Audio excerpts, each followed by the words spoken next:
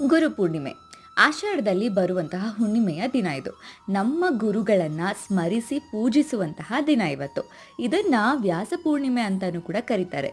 ಯಾಕಂದರೆ ಇವತ್ತು ಮಹಾಭಾರತವನ್ನು ಬರೆದ ವೇದವ್ಯಾಸರು ಹುಟ್ಟಿದಂತಹ ದಿನ. ಬೌದ್ಧ, ಜೈನ ಇದರಲ್ಲೂ ಕೂಡ ಈ ದಿನವನ್ನು ಆಚರಣೆ ಮಾಡ್ತಾರೆ. ಮನಸ್ಸಿನಲ್ಲಿರುವಂತಹ ಕತ್ತಲೆಯಿಂದ ಬೆಳಕಿನ ಕಡೆಗೆ ಕರ್ಕೊಂಡು ಹೋಗೋರೆ ಗುರು.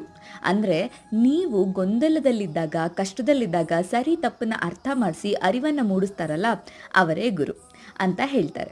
ಲೈಫಲ್ಲಿ ಈ ಗುರು ಸಮಾನರಿಗೆ ಶುಭಾಶಯವನ್ನು ಹೇಳ್ಬಿಡಿ. ಇವತ್ತು ನಾನು ಮನೆಯಲ್ಲಿ ಪೂಜೆ ಎಲ್ಲ ಮುಗಿಸಿ ನನ್ನ ಮಗಳನ್ನ ಅತ್ತೆನ ಕರ್ಕೊಂಡು ದೇವಸ್ಥಾನಕ್ಕೆ ಹೋಗಿ ಬಾಬಾ ದರ್ಶನ ಮಾಡ್ಕೊಂಡು ಬಂದ್ವಿ. ಅಲಂಕಾರ ಎಲ್ಲ ತುಂಬ ಚೆಂದ ಮಾಡಿದರು, ಹಣ್ಣುಗಳಿಂದ ತುಂಬ ನೋಡಿ ಖುಷಿ ಆಯಿತು. ರಾಯರ ಮಠಕ್ಕೆ ಹೋಗೋಕ್ಕಾಗಲಿಲ್ಲ, ಬಟ್ ಏನು ಮಾಡೋಕ್ಕಾಗಲ್ಲ, ಮನೆಯೇ ಮಂತ್ರಾಲಯ ಅಂತ ಮನೇಲೇ ಕೈ ಮುಗಿದು ಪ್ರಸಾದ ತಿನ್ಕೊಂಡು ಮನೆ ಕಡೆ ಬಂದ್ವಿ. ಇಷ್ಟ ಆಯಿತು ನೋಡಿ. ಮತ್ತು ನಿಮ್ದೆಂಥ ಸಮಾಚಾರ?